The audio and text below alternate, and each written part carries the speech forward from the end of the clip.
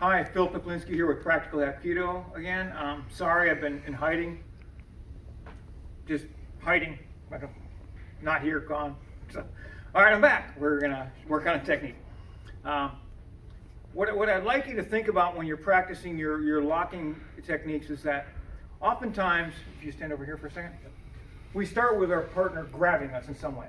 Well, this is a starting position for the technique, for you to start understanding body mechanics, how to manipulate his body. And I'm going to show it to you through one of our techniques. This is, I think, our number 12. The technique goes like this. This hand's going to go straight. Of course, everything's always a live hand.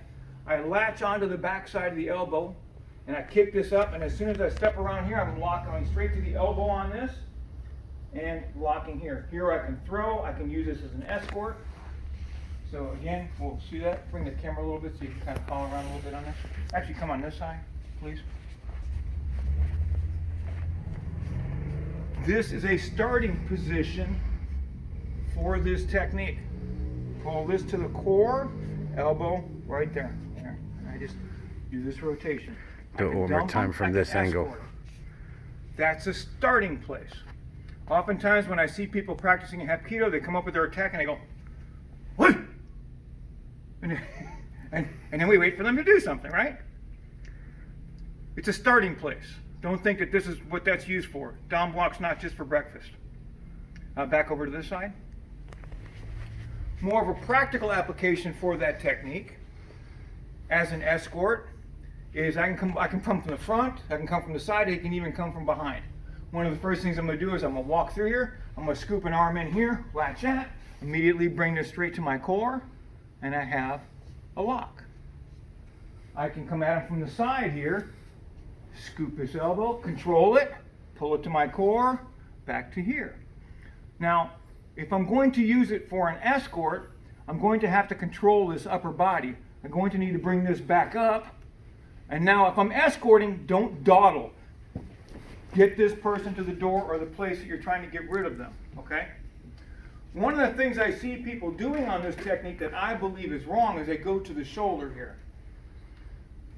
If I go fast enough and with good smooth motion, I can make this technique work. But if he wants to stand up and resist me through this, you can straighten your arm probably. Do that, straighten your arm. And he's going to come right out of it. That's what happens when I'm on the shoulder. Personally, I believe that's the wrong place to be. You need to control that elbow, and you need to lock it to your core. So when I latch onto this, and I bring, come on, follow over here.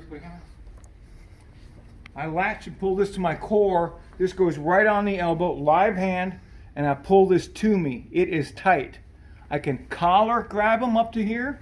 If you come and look over here, I can take this hand that's got the lock here. I can roll this over and grab the collar like this and pull it in tight. Bring some other players into the game, and I can escort them out like that. If it got hair, I will grab that hair and bring it down to this hand, and I'll latch onto it with that hair. This makes a great escort, but you got to be on that elbow. You keep hearing me say I'm pulling it to my core. This is my core. And I'm adding another thing to it. I'm always cheating. The longer you work on a technique, the more cheats you should be putting into it. When you first learn a technique, you're not going to learn all the nuances of that technique. You're just getting the gross motor skills down. Once you get that down pat, then you can start adding finer points of detail.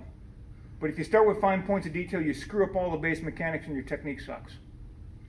The part of it I'm talking about is when I latch onto his arm, here's his elbow right here. Remember your grandmother might come up to grab that arm and pinches together the inside and the outside of the arm at the same time? That's what I'm doing with this. I'm latching on it just above the elbow. I'm taking my fingertips and I'm digging into this. He's already feeling that to some degree. When this hooks, it brings it to my core. I lock on top of it, and now I've got it. He is not standing up out of this. He's not straightening up out of it. Ain't happening. He ain't straightening his arm either.